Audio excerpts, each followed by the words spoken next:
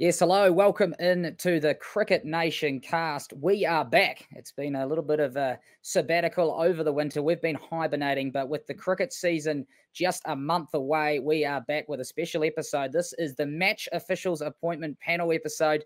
The NZC domestic schedules are out, and of course, with those matches, we're going to need some people to be standing in the middle. That's right, the umpires. We're going to need the scorers. We're going to need the match referees as well, and they have all been appointed today. And I'd like to bring in New Zealand Cricket domestic GM of Operations, Charlie Brewer. Charlie, I imagine you've been pretty busy lately trying to put together all these fixtures, all these appointments, also on the backdrop of some lockdowns due to COVID. Welcome in. Yeah, hey, look, thank you very much for having me, Willie, and also thank you for the promotion, mate. I didn't realise as a GM, but I'll take it. That's fantastic. Yes. I'll give out hey, guys, it's been a hell of an off-season as we look to shape what's going to be an exciting summer of cricket, but in the context of COVID. So it's keeping us on our toes, but we're a month away from cricket now, so it's getting exciting.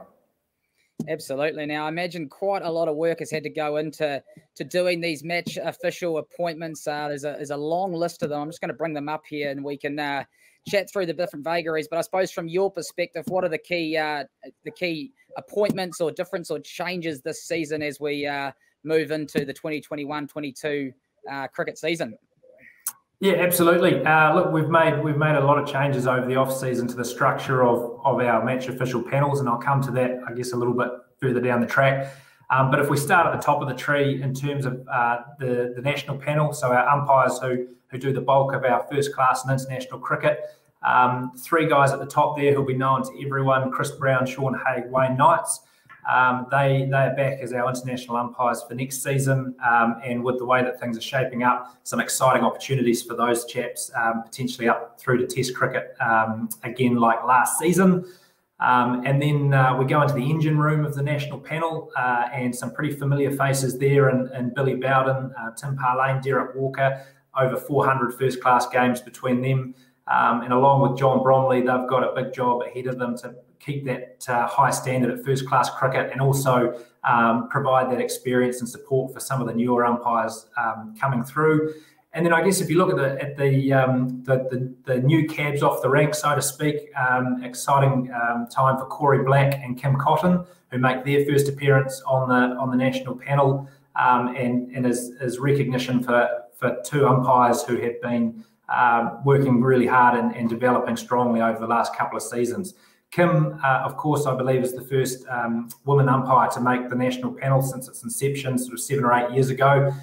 So it's again testament to some really hard work from Kim. Yeah, absolutely. Kim Cotton, I think she stood in the World Cup T20 World Cup final over there in Australia, making history. She is a trailblazer, and fantastic to see her on the national panel. Let's just go down to the reserve umpire panel. We've got Kanan Nathan from Otago, Damien Morrow from Northern Districts, Peter Pascoe at Otago, Eugene Sanders, who's also head of the community umpires at New Zealand Cricket. He's from Canterbury, and of course, Glenn Waltkin from Central Districts. Can you talk to us a little bit about this level on the umpiring panel, what sort of games they'll be looking to do, and I suppose what they need to do to get up to that next level, which is the national umpiring panel? Yeah, absolutely. So whilst it's called the reserve panel, within those 5 guys there's already an incredible amount of experience between them. I mean, Eugene, for example, has stood in first-class cricket, a few first-class cricket matches. So these are the umpires that we believe have high potential, and so we'll be providing them opportunities right through and up until potentially first-class cricket to support their development and hopefully give them the opportunity to push for national panel spots in the future. And then probably one of the biggest changes we've made in the off-season, looking at our panel structure, is we're implementing the New Zealand Women's Umpire Panel. This is part of our strategy to help grow the women's game of cricket in New Zealand, not just playing, but now match officials as well. And so we'll be working with again some pretty experienced umpires at a regional level, and provide opportunities at New Zealand cricket events to help their development and ideally sort of fast track their process through the umpiring pathway. And I believe beneath that as well, you've now set up a structure with the 6 major associations where they'll have their own umpiring panels as well, and looking to bring more umpires through from all levels. Yeah, absolutely, Willie. So one of the key bits of feedback that we've had from the regions over the last couple of seasons is umpires want to understand what the pathway is up through from grassroots to the professional game. So we're going to be working collaboratively with the 6 major associations and district associations to stand up these 6 regional umpire panels, and we'll provide those umpires with the opportunities to stand in New Zealand cricket fixtures, which not only helps their development, but equally helps our talent ID. So we get a better window or a better view, I suppose, of who are those next up-and-coming umpires. And just quickly, if there are up-and-coming umpires watching along, what are the skills that you're looking for in the modern umpire? Yeah, absolutely. I think it's within reason. It changes, obviously, and it's stating the obvious as you go up the ladder. But the one thing that doesn't change is that preparation is key. Again, it's stating the obvious, but knowing your playing conditions inside and out, putting in the time, putting in the all of those things, all of the effort that is associated with going into being an umpire at any level of cricket is absolutely key. When you start getting higher up and closer to domestic cricket, for example, that's almost a given. That's almost an well, you have to have that. So then it becomes about, and it's a bit cliche, I apologise, Willie, but it's about the 1%ers. And it's about how you handle that pressure and how you handle yourself. So I think one of the things that we're working on with right through to our top umpires is that self-awareness of how you respond in those pressure situations, because we know that irrespective of what level of cricket you're standing in, you're going to be put under pressure when making decisions. And so the work that you can put in to help manage yourself as much as the environment around you is absolutely key. Yeah, absolutely. And fantastic to see those pathways. And as you mentioned, looking at the likes of Kim Cotton and her trajectory through and onto someone like Chris Gaffney, who's on the ICC panel and standing in some of the biggest tests around the world, there certainly is plenty to look forward to if you're a young umpire. Now, we'll skip past the NZC Match Referees panel, not because they're not important, but because we'll come back to them. We've got the National Scorers panel now. I believe this is a new sort of setup. You've nationalised the scoring panel. There's 19 here, and there's also a cheeky wee development scorer panel down here of another 12. Now, I suppose give me the overview there, and similar to my question about umpiring, what are you looking for with the people with the pens when they're scoring professional cricket in New Zealand? Absolutely. So again, as you mentioned, we've made some changes and we now have 2 national panels, two panels, a national panel and development panel, reflecting, I guess, the umpire process. The main reason we've done that is scoring at the domestic and professional game has changed rapidly in a short space of time. And so the skill sets required to be able to operate in that environment have also changed. We're incredibly lucky in New Zealand that we've got an immense amount of depth in terms of experienced scorers across the country. Scorers who have been involved in cricket for 10, 20, 40, even 50 years. And so we're working closely with them to help develop new skills, because the importance of the information that they are now gathering, it's not just about accurately recording a game, that remains fundamental, but we're then using that data for live scorecards around the world, for high performance, so developing our future black caps and white ferns. It's now a fully integrated system through technology. So this system allows us to work with the absolute top scorers in the country, of which again we're lucky to have so many, and provide opportunities not just regionally, which was the system before, but also to a national level. Yeah, no, an absolutely critical part of the game, particularly when it comes down to the wire. And I do note the godmother, if you can call her, of scoring, Annette Campbell there, who was, of course, the NZC Match Official of the Year last year, and we had her on the Cricket Nation cast. So great to see her back for another season. Let's get up to the match referees, and there's some very familiar names there, some people who have been involved in the game here from a playing perspective, and then an administrative, and now a match referee panel. Can you tell us a little bit about the role of the match referee? And I believe there's a special name on there for this season coming up. Yeah, absolutely. So we've expanded our match referee panel slightly over the last 12 months. And again, like scoring, like umpiring, we're incredibly lucky to have some extremely experienced people within the game of cricket, and so their role is vital, as you say, at an international, at a national or international, domestic or international fixture. They are the New Zealand cricket representative. The buck stops with them from a rules perspective, from a player behaviour perspective, from a standard of the venue, in terms of the facilities. They are New Zealand cricket's eyes and ears during a game of cricket.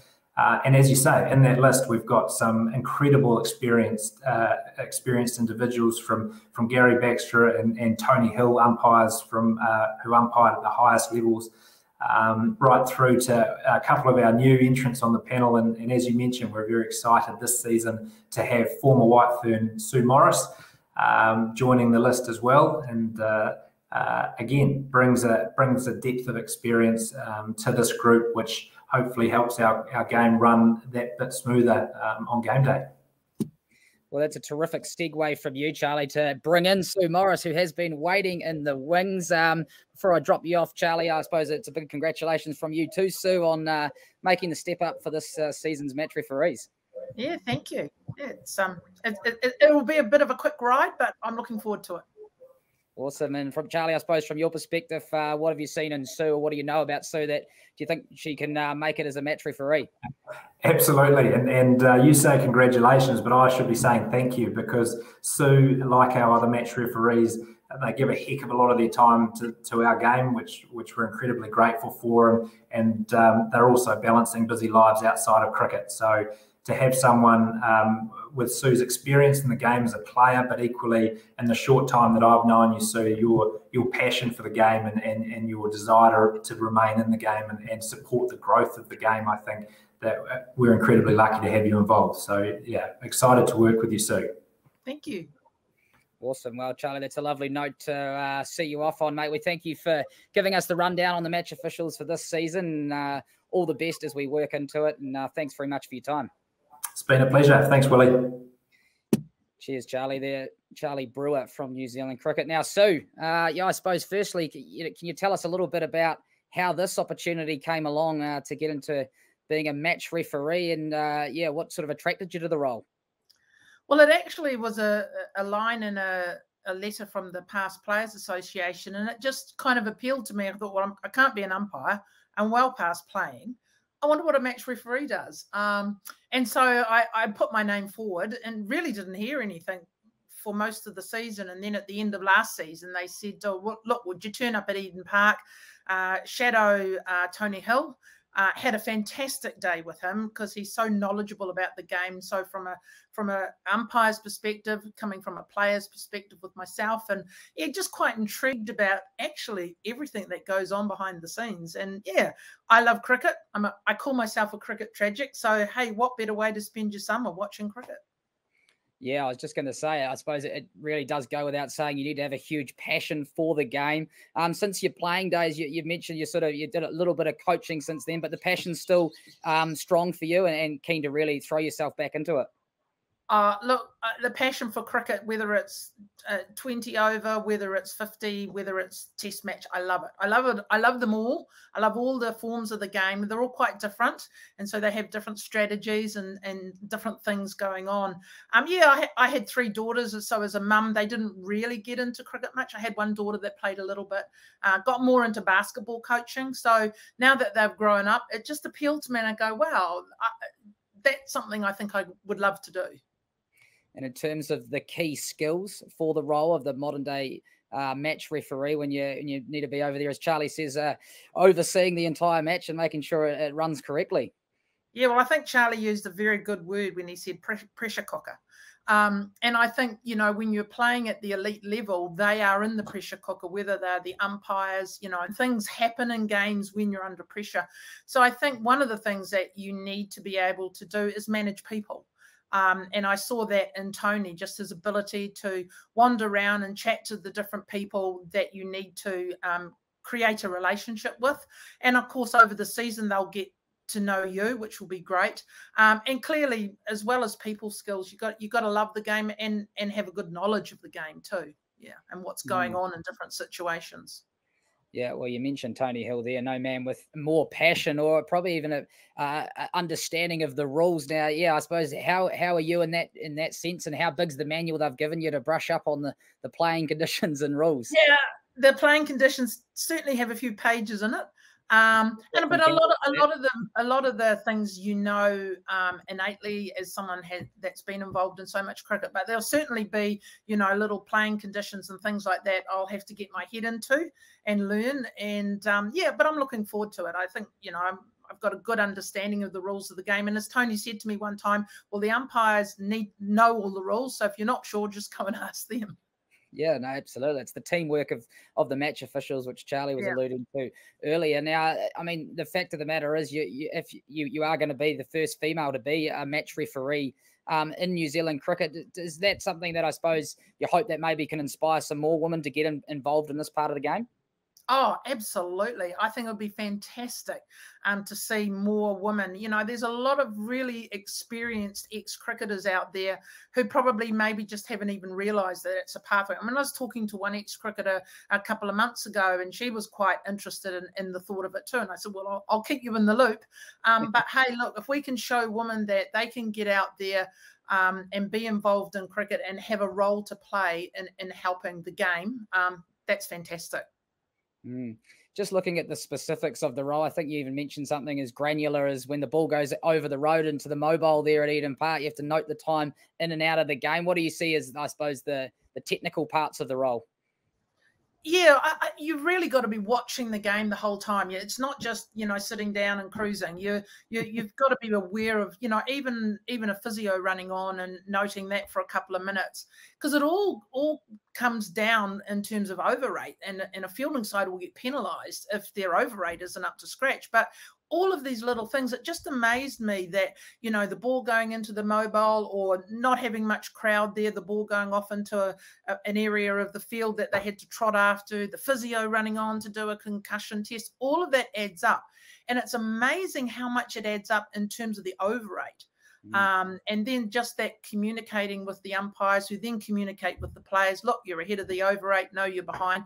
And it all just helps keep the game, staying on a good playing field, because you don't want players getting upset because they've been penalised over overrates and things like that. So, and even just sitting next to Tony and getting an umpire's perspective on, every appeal you've got to log and report on. So it's just fascinating just sitting next to him. He's seeing it from an umpire's perspective. Of course, as a bowler, it was always out when I appealed, although the umpires didn't see it that way. But, so it was really interesting. I enjoyed the day with Tony and learned a lot with him, from him. It's interesting you mentioned the overrates. I'm sure there'll be a lot of people watching along and nodding. It's such a important issue of cricket these days at all levels of the game. So it's good to know that that's such an important role of the match referee. I just wanted to touch on your playing days, I suppose, some quick memories of that, and how you also think that can help you in this role. So I played for Auckland from about I don't really say the decades, do I? That'll age me, but let's say it, from sort of the mid-70s as a young teenager up until the early 90s. By that stage, I had a couple of kids, and in there I did go to a World Cup. So I've played at that level. I've played, over many seasons. Loved the game then, still love it now. Highlights as a player. It's interesting. Some of the umpires remember my appealing too. I've seen some that in days gone by where they go, "Oh yeah, I remember your appealing." And so you realize as a player, that appeal, and even looking at the body language of the players and making a judgment on that about, if is there any dissent in terms of the way, a batsman handles themselves if they're given out, or a bowler's, appeal is not given out. So there's a lot of that going on. But I think as a player who's played at that level, you kind of understand that mindset.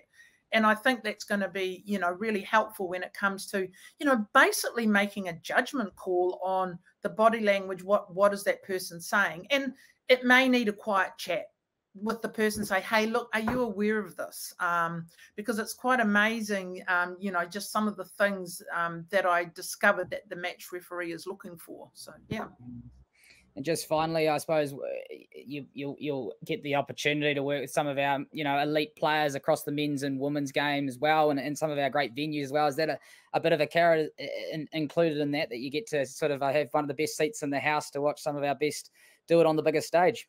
Yeah, certainly the best seat in the house. I'm not sure us Aucklanders are going to get out of Auckland, but hey, look, I'm just really looking forward to it. I know some of the women cricketers, not a lot of them, but I do know some of them quite well. And yeah, it'll be interesting to see how the guys react if you're appointed. But I'm sure, working alongside, many of the guys that are on the panel, yeah, it'll be a really good introduction into managing some of the men's games as well. So I'm really excited about the opportunity.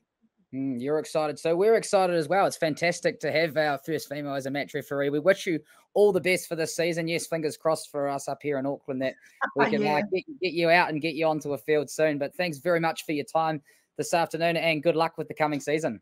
Okay, thanks, Willie. Thanks for having me. Well, that's all we've got time for on the Cricket Nation cast. Yes, we're back for the season. Look out for plenty more episodes. Head to the website, nzc.nz, if you want to see those domestic schedules, if you want to see the match official appointments. And coming up soon, we'll have the international schedules and the Super Smash schedule for the home summer. But from me here in Auckland lockdown, over and out.